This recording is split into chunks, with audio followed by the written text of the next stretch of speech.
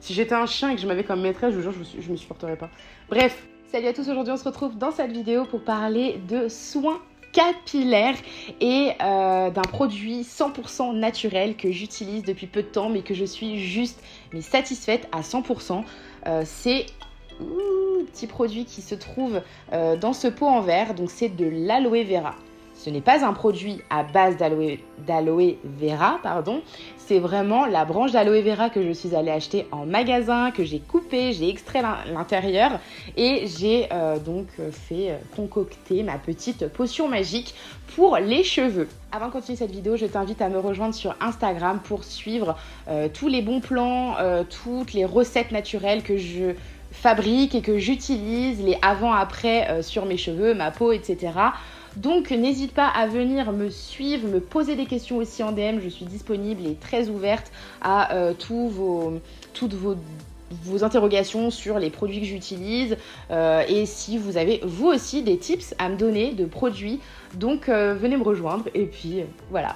Donc dans cette vidéo, je vais te parler des bienfaits de l'aloe vera, que ce soit dans les cheveux ou sur la peau. Je vais t'expliquer comment couper une branche d'aloe vera parce que moi-même, la première fois, j'ai dû aller regarder sur YouTube parce que je ne savais pas du tout comment on faisait. J'avais vu sur Instagram des personnes le faire, mais il y avait plusieurs manières, etc. Et c'est vrai que c'est une texture qui est très visqueuse et qui glisse en fait, qui glisse sur les doigts, c'est assez spécial, c'est assez rigolo aussi. Et je vais aussi te montrer comment l'appliquer dans les cheveux et te montrer l'avant-après, donc le résultat. Les bienfaits sur la peau, l'aloe vera, ça va cicatriser et prendre soin de votre peau. Donc si vous avez tendance à faire de l'eczéma, du psoriasis, l'été quand vous avez un coup de soleil, si vous avez une brûlure ou une coupure, ça va tout simplement hydrater en profondeur votre peau et soigner les différents problèmes que vous pouvez rencontrer. Donc comme je vous disais, le psoriasis, l'eczéma, etc. Vous avez deux manières de couper l'aloe vera. Donc dans un premier temps, il faut enlever la partie blanche, ça vous la gardez pas. Sur les côtés, vous avez des petits picots qu'il faut aussi enlever, qui ne servent à rien. Donc la première façon d'extraire la texture d'aloe vera qu'il y a dans la branche, ça va être donc de peler la peau. Donc pour ce faire, un pêle-mêle ne fera pas l'affaire parce que la peau est beaucoup trop épaisse. Donc prenez un couteau plutôt lisse et qui coupe très bien. Donc voilà, vous pelez la peau et vous récupérez donc le morceau d'aloe vera. Vous faites très attention, ça glisse et c'est vraiment une texture trop bizarre. Du coup après vous la mettez dans un récipient. Et la deuxième façon d'extraire donc l'intérieur, le produit, l'aloe vera, c'est tout simplement donc de couper et de prendre une cuillère et de racler l'intérieur. Donc la deuxième étape, ça va être de récupérer donc tout l'intérieur et de le mettre dans un mixeur et donc de mixer le tout. Vous allez voir que ça va faire une sorte de mousse quand vous allez le récupérer. Surtout, une étape à ne pas louper, à ne pas manquer, c'est de filtrer l'aloe vera une fois que vous avez récupéré et mixé le tout.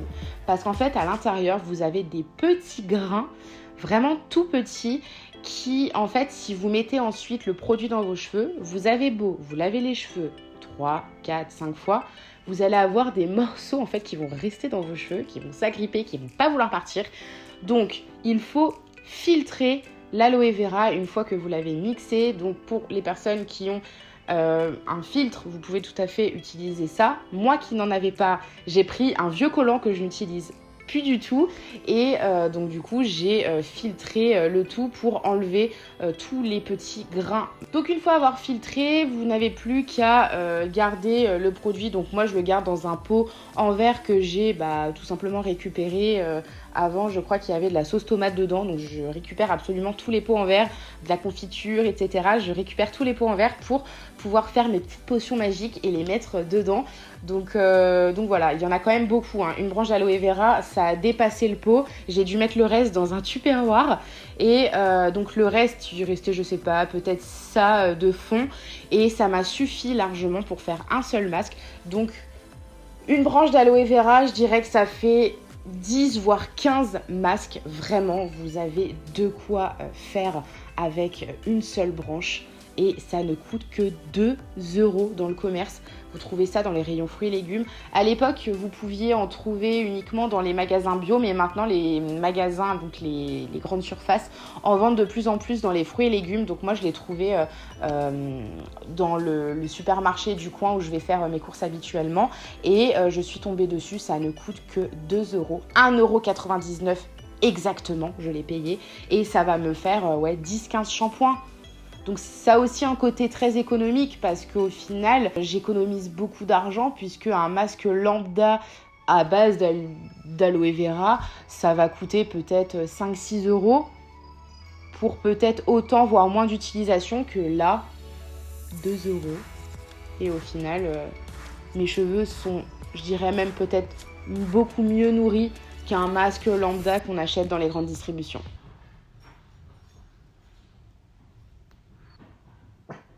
Non, Elliot. Mais non, tu râles pas? N'importe quoi, lui. Mais je t'aime!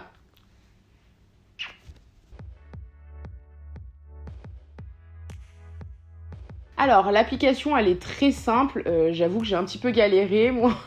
Si vous avez des ustensiles avec lesquels on fait les colorations, donc je ne sais pas comment ça s'appelle, et vous savez, avec le petit embout vraiment tout fin, je vous invite à mettre la texture dedans pour vraiment bien l'appliquer dans vos cheveux. J'avais pensé aussi à le faire, mais je n'avais pas le matériel nécessaire. C'était de prendre un pinceau justement à coloration, le mettre dans un bol et de faire avec le pinceau, voilà, l'appliquer comme ça. Donc moi, ce que j'ai fait, comme je n'avais rien de tout ça, ce que j'ai fait, c'est que j'ai utilisé les manos. J'ai vraiment un peu galéré, c'est vrai que parfois ça tombait un petit peu, donc je le fais soit dans ma douche, ou là notamment pour la vidéo, je l'ai fait au-dessus de mon lavabo. Au cas où, comme ça au moins si ça tombe dans le lavabo, je peux le récupérer. Donc voilà, vous l'appliquez sur vraiment toute votre chevelure, vous l'appliquez des racines aux pointes, vous faites un chignon et après vous laissez poser pendant 1 heure. Donc c'est vraiment un masque que vous allez faire quand vous avez le temps, le dimanche par exemple. Moi je le fais une fois par semaine et je le fais dimanche.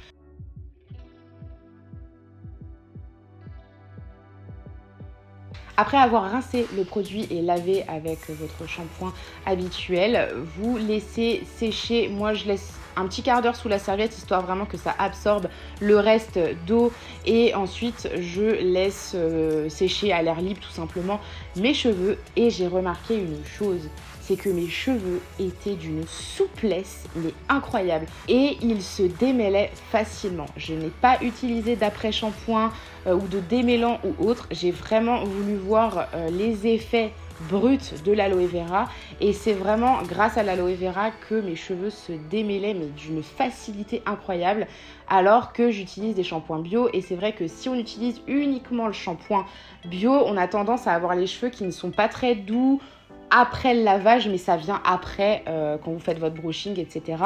Et franchement, là, pour le coup, ça démêlait vraiment super bien mes cheveux et ils étaient mais d'une souplesse incroyable. Vraiment, j'ai adoré. J'ai tendance à agresser mes cheveux avec le sèche-cheveux pour faire mon brushing et avec le lisseur, donc pour les lisser tout simplement. Donc vous pouvez aussi utiliser l'aloe vera, vous le mettez dans un récipient avec un spray pour en fait en mettre avant de faire votre brushing. Vous en mettez sur vos pointes et vous faites votre brushing. Ça remplace en fait un protecteur de cheveux que vous trouvez dans le commerce qui est bourré de produits chimiques. L'aloe vera, comme je vous l'expliquais au début de la vidéo, ça a des actifs qui soignent en fait tout ce qui est brûlure, etc.